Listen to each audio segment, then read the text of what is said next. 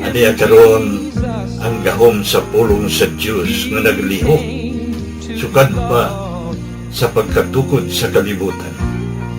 Gahom nga nagasulbad sa nagalinlaing matang sa problema sa kinabuhi sa tao. Nagsumpay sa nabugto nga kadugtungan sa matag higala bisan diha sa sulod sa panimalay.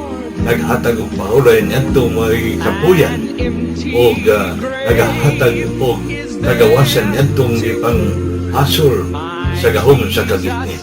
Kay mao kini ang pulong sa Dios nga nagalihok. Bisan gani ang pagbuhat sa tibuok kabuhatan sumala sa Hebrehanon 11:3 nahimo ang tanang mabutang pinaagi sa pulong sa Dios.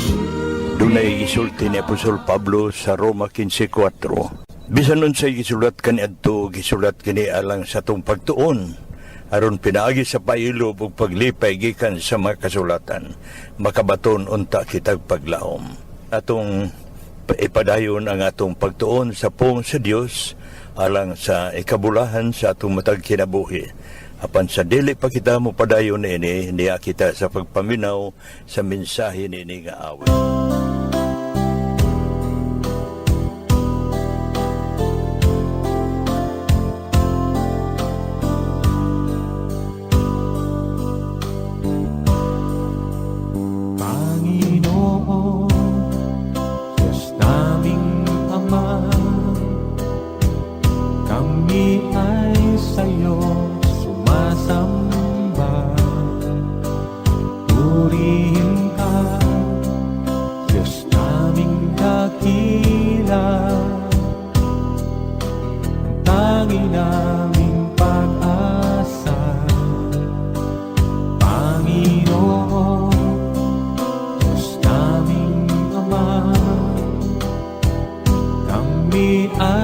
Sa'yo sumasamba, purihin ka, Diyos naming dakila, ang tangi naming pag-asa. Aming Panginoon, sinasamba kita, ikaw ang Diyos naming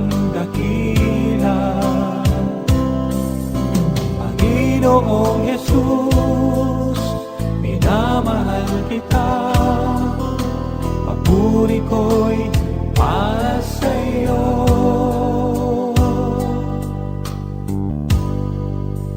Panginoon, Diyos naming Ama, kami ay sa'yo sumasamba, purihin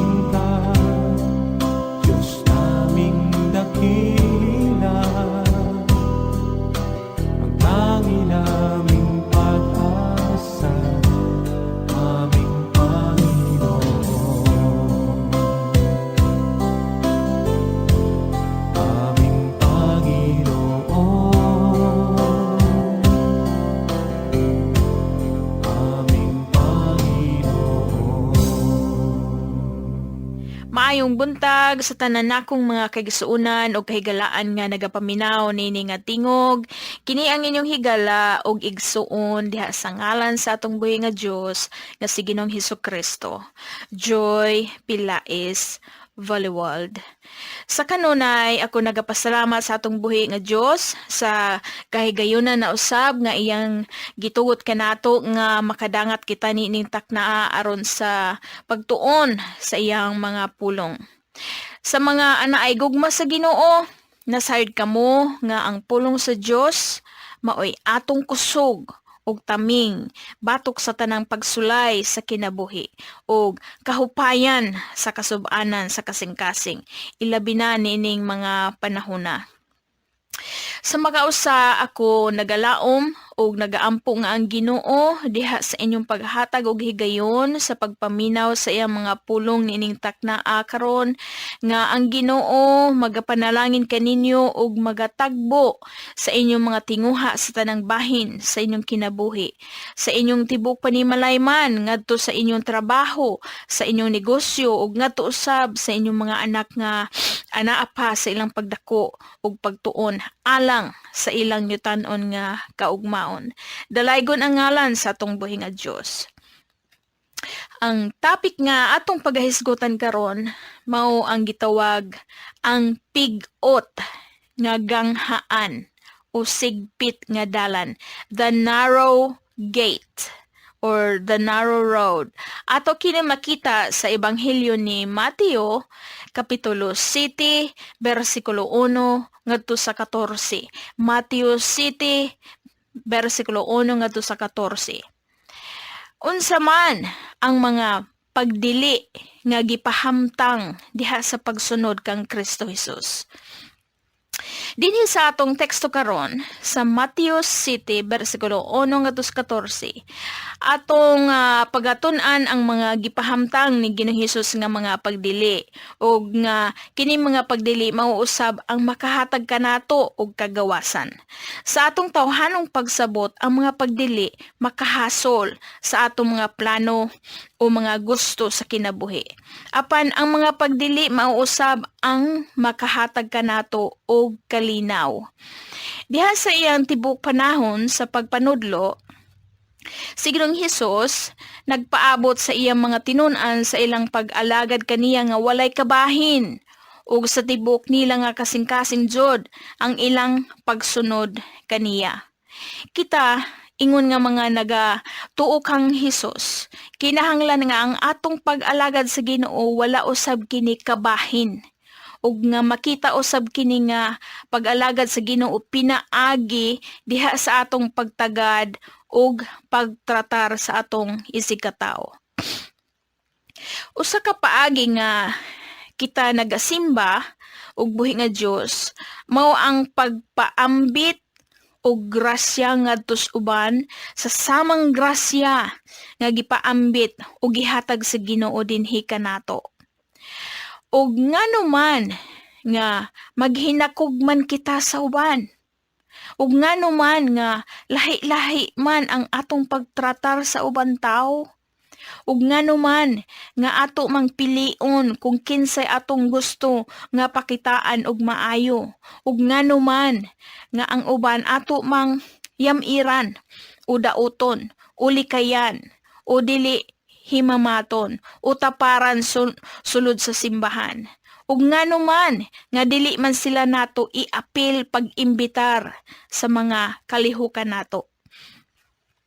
Ang Mateo Kapitulo 7 versikulo 1 nagaingon, dili kamo maghukom aron dili kamo pagahukman.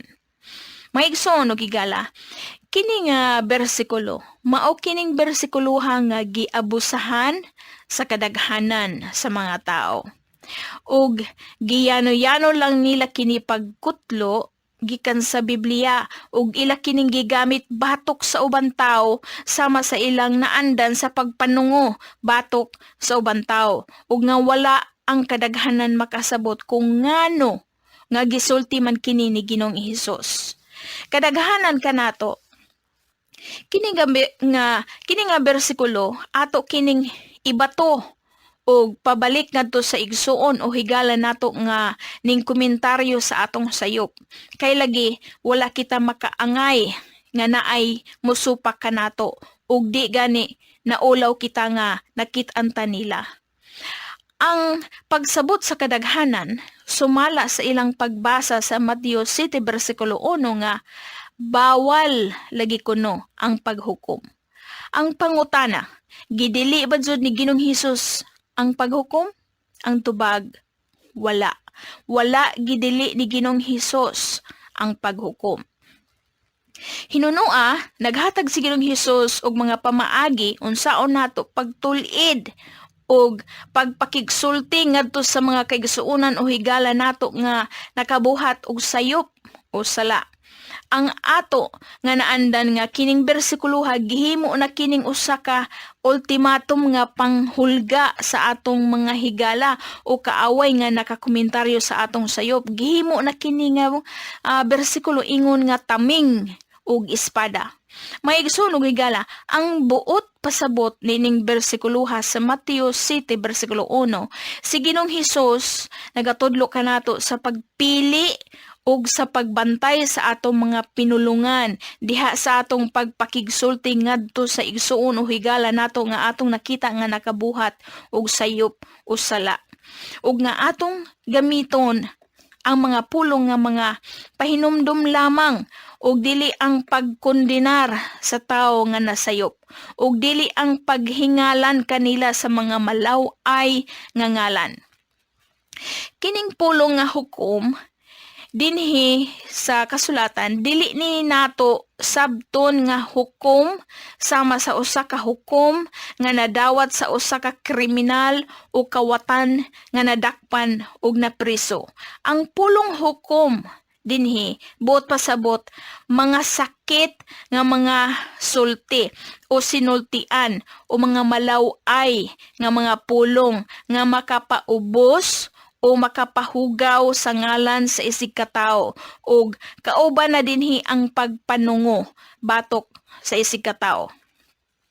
Ug ato usab nga hinumduman nga sa dili pa kita mo kuriher sa uban, ato usang siguraduhon nga wala pod kitay binuhatan nga sayop o sala nga wala nato ang kuna.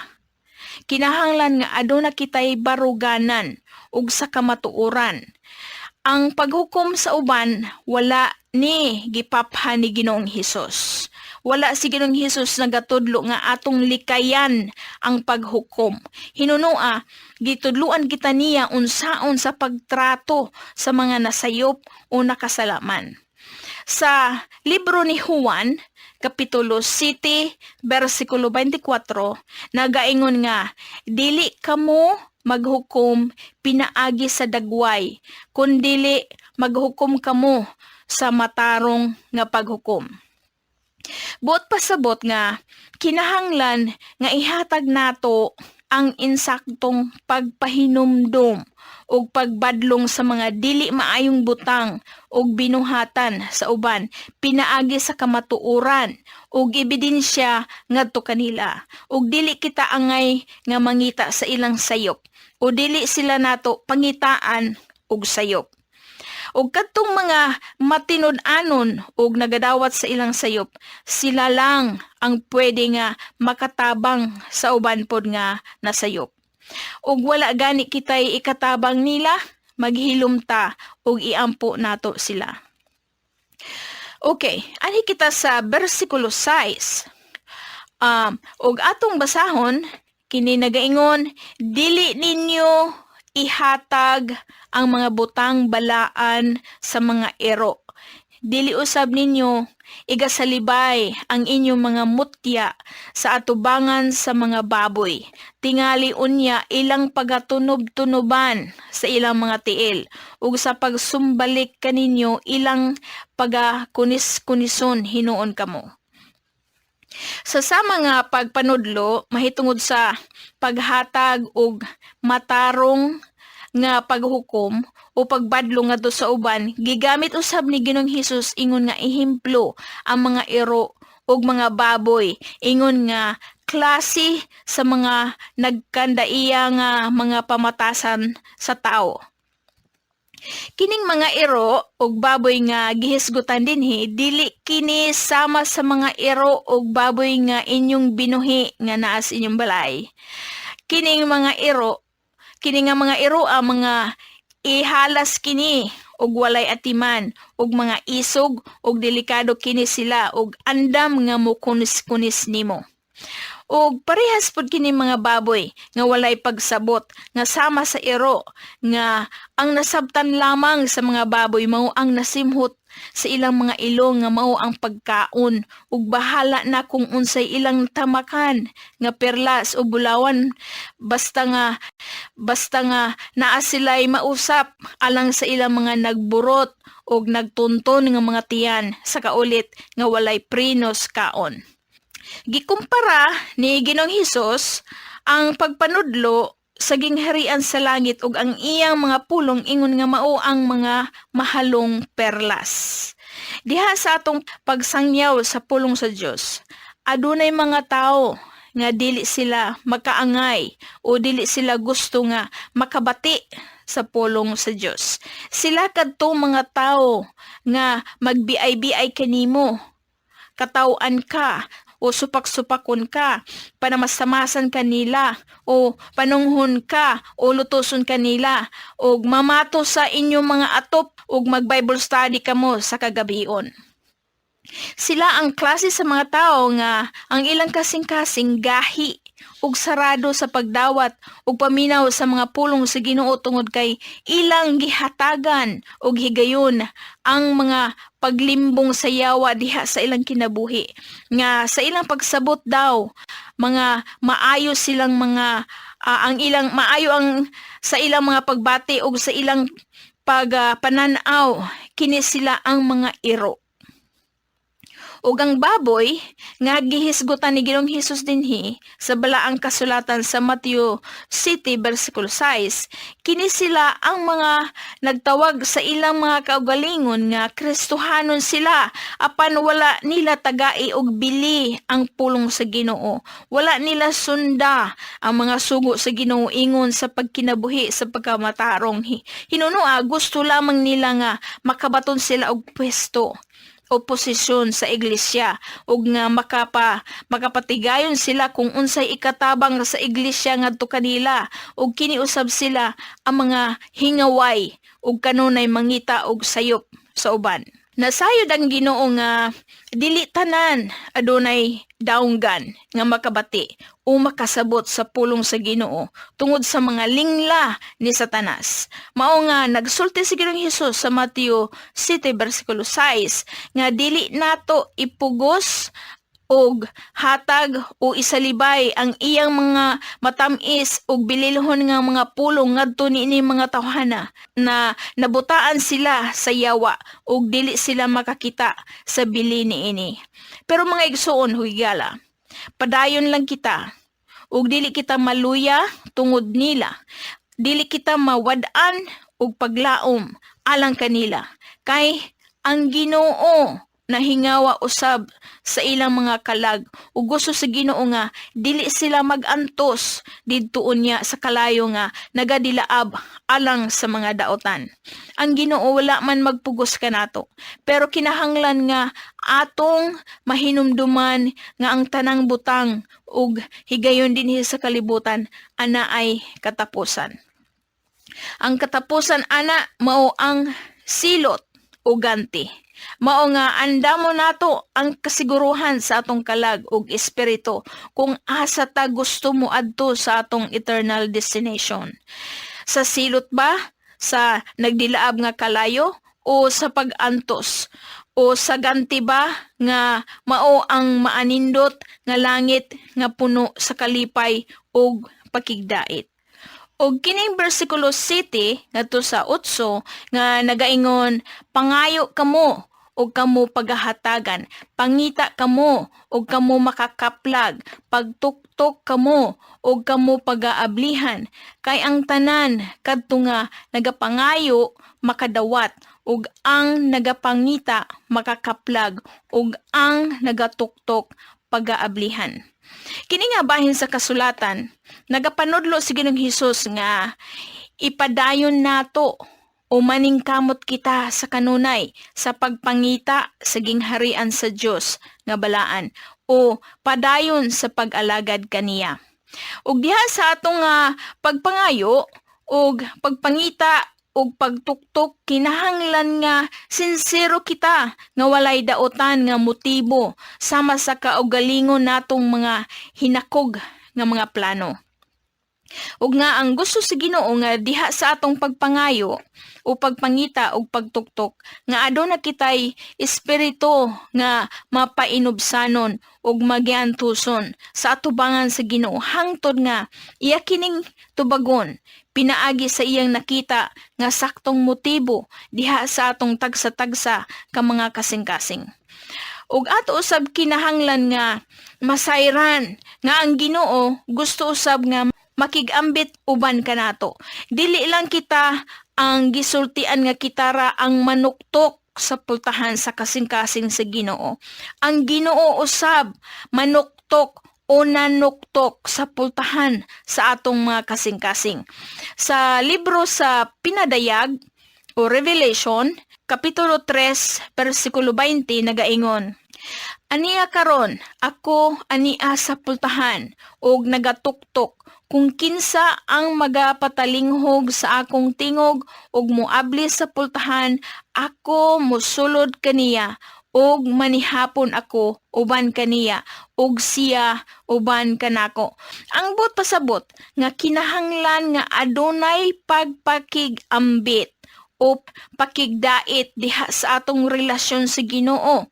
Kinahanglan nga naay sharing nga mahitabo o symbiosis process, give and take process.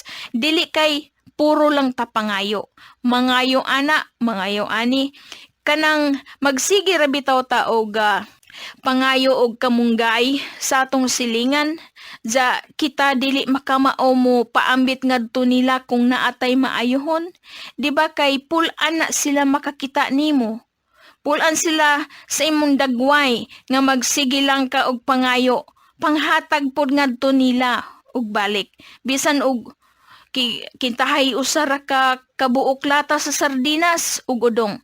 Ayaw paghinakog nga ikaw ra magsigi og pangayo halos kada adlaw o simana. Pag-share pod panagsa.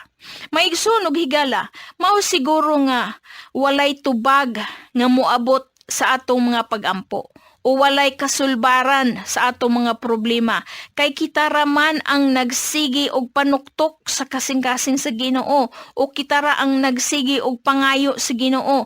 Unya ug kung ang Ginoo na gani mo manuktok sa atong kasing-kasing, dili nato ang Ginoo pasudlon.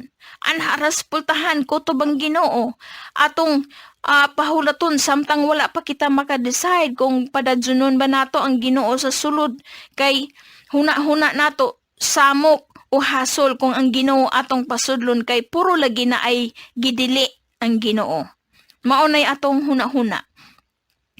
Ang Ginoo nanuktok sa pultahan sa atong kasing-kasing o gusto niya nga atong tagaan ug luna ang iyang mga pulong sa atong kinabuhi. Apan mas gitagaan pa nato ug luna ang mga butang kalibutanon nga nakapalipay sa atong tawhanon nga mga panan-aw ug pagbati.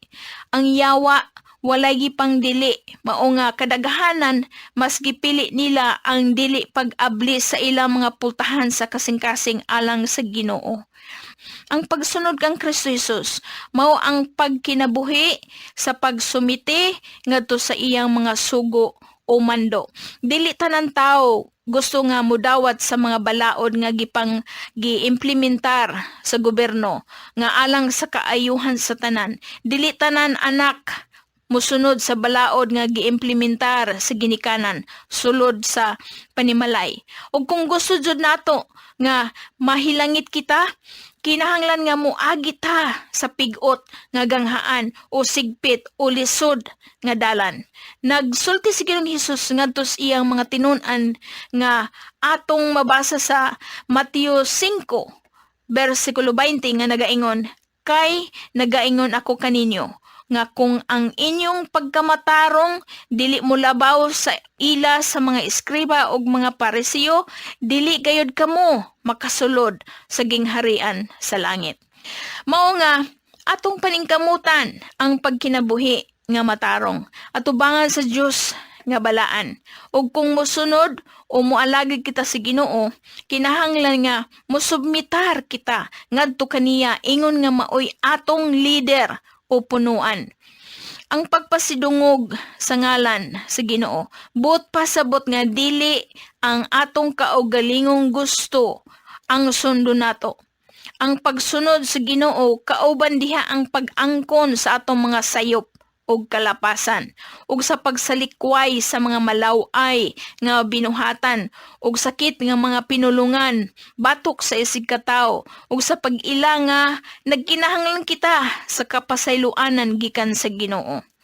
Ug gusto man gani nato masayran kung unsay gikinahanglan sa Ginoo gikan nato mahitungod sa pagtrato nato sa ubang tao. Ang bersikulo 12 nagaingon, busa ang tanan nga mga butang nga buot ninyo nga pagabuhaton kaninyo sa mga tao, buhata usab ninyo kanila, kay mao kini ang kasuguan ug ang mga manalagna, the golden rule. Atong hinumduman nga alang sa mga dautan adunay walay katapusan nga silot nga naghulat, ug alang sa mga matarong aduna usab walay katapusan nga ganti nga naghulat. Unsa may atong pilion, sa mas sayon ba og luag nga dalan karon, unya kalisdanan, kasakit ug mga pag-antos sa katapusan, o pilion ba nato ang sigpit o pigot nga dalan nga anaay daghang pagdili karon, unya kalipay og kadaugan sa katapusan adtos langit uban ng Ginoo unya. Mga igsoon ug higala, dili nato sayangon ang hamubo nga panahon. Wala ni usa ka nato nasayod sa atong ugma. Busa dili kita maglangan-langan diha sa pagduol ug pag-alagad sa buhi ug balaan nga Dios nga maoy tag-iya sa imo ug sa akong kinabuhi. Dalaygon ang ngalan sa atong buhi nga Dios. Sa gihapon ako nagaawhag kanimo igsoon ug higala sa pag-ampo uban kanako sa makausa. Sunda kini nga pag-ampo sa kinasingkasing nga pag-ampo nimo, ug humaniini ako usab sa kanunay mag-ampo alang kaninyong tanan nga naminaw nining taknaa. Magampo kita. Gamhanan ug balaan nga Dios Amahan, sa ngalan nimo Ginoong Hesukristo, sumala sa imong gugma ug kaluoy, pasaylua ako sa akong mga sala ug hugasi ako sa imong hamiling dugo nga giula nimo dito sa krus sa Kalbaryo. Akong giila nga nagkinahanglan ako sa imong tabang diha sa pagkinabuhi nga matarong ug takos sa imong gingharian nga imong giandam alang sa mga nagatuo kanimo. Maghari ka sulod sa akong kasing-kasing ug tibok na akong kinabuhi. Salamat sa kaluwasan ug sa kagawasan gikan sa yanang sa sala. Amen. Dalaygon ang imong ngalan Ginoong Hesukristo sa walay kinutuban. Sa makausa akong gihangyo ang imong kaluoy ngadto sa mga kaigsuunan ug kahigalaan nga naminaw karon ug ning dawat sa imong mga pulong nga imo silang tabangan sa ilang pagpaningkamot sa pagkinabuhi, sa kinabuhing matarong nga maoy imong gipangita gikan kanamo. Ug tabangi usab kadto nga mga kaigsuunan ug kahigalaan nga nangaluya sa ilang pag-alaga diha kanimo tungod sa kusog sa bira ug linlang sa yawa sa ilang mga kinabuhi. Ipasinati ngadto kanila Ginoo ang imong dakong gugma. Ug tabangi usab sila pinaagi sa imong pagtagbo sa ilang mga gikinahanglan adlaw-adlaw. Ug sa makausa ipasinati usab kanila ang imong gamhanang mga hikap ngadto sa adunay gibati sa ilang mga lawas ug nga makabaton sila og kaayuhan ug kagawasan gikan sa balatian. In the mighty name of Jesus Christ, be healed. Salamat Ginoong Hesukristo sa kaayuhan ug sa kadaugan. Salamat sa imong tabang, sa imong mga saad ug sa kagawasan nga among naangkon gikan kanimo. Ang imong ngalan lamang mahimaya. Amen ug amen. So turn your eyes upon Jesus. Look full in his wonderful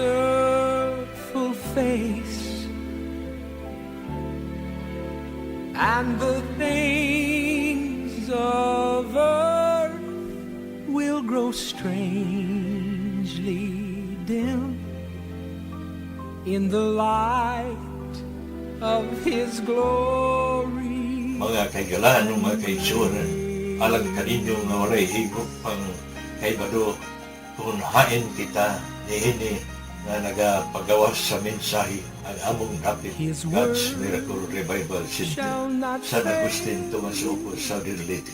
Nagabi-abi kami kanunay sa tanan nga mudool alang kanila nga dunay pagpaminahanglan labi na sa mga butang espiritu anon. Dugang paniana ang atong kinabuhi samtang nagpadayon pa usap.